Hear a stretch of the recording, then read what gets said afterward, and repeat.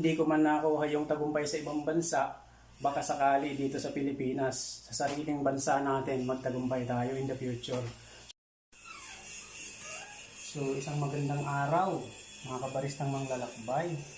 For today's video nga pala, ipiflex ko lang yung aking workstation. Tayo ay magiging house barista online.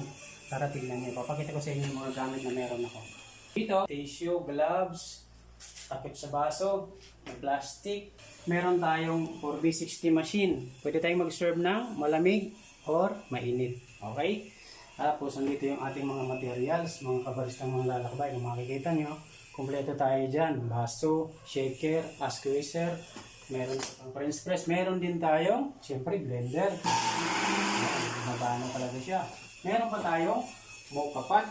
Makikita nyo, gagawin ko yan lahat sa mga susunod na mga videos. Meron tayong timbangan, siyempre, para di kalidad yung ating gagawin.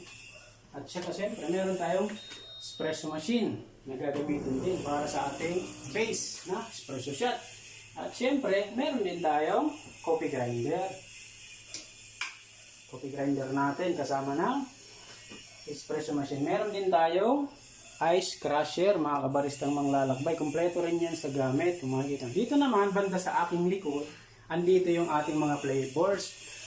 Meron tayong kakaiba dyan na kalakbay. Ito, pang cup sleeve natin. Ito naman, itong kape na to, naiiba to sa lahat. Kung iisipin, wala pa masyado to sa Pilipinas na gumagamit. Ito yung tinatawag na Arabic coffee. Gagawin ko to para makita nyo. Okay? So yan, kung makikita nyo, kompleto tayo ng mga flavors. May Da Vinci Gourmet, white chocolate, tapos yung varieties ng ating coffee beans. Meron din tayong mga powders. Ito naman yung ating gatas. Meron pa tayong itlog sa baba. Siyempre, magsiserve din tayo ng mga tea. Okay, so yun mga kalakbay, sa mga susunod na mga araw, gagawa ko ng mga videos. Online, kumbaga tutorial na rin, pwedeng matawag. Basta magsiserve ako online. In the future, magkakaroon tayo ng physical stores. So, etong desisyon ko na ito mga kabarista, kung hindi ko man nakuha yung tagumpay ko sa ibang bansa, dito sa ating bansa, sa sariling bansa natin sa Pilipinas, sana makuha ko yung tagumpay. So lahat ng matututunan natin, mapanood nyo man, sana tangkilikin nyo po. Salamat po sa lahat. Sa susunod na mga videos natin, gagawa tayo ng tutorial online din.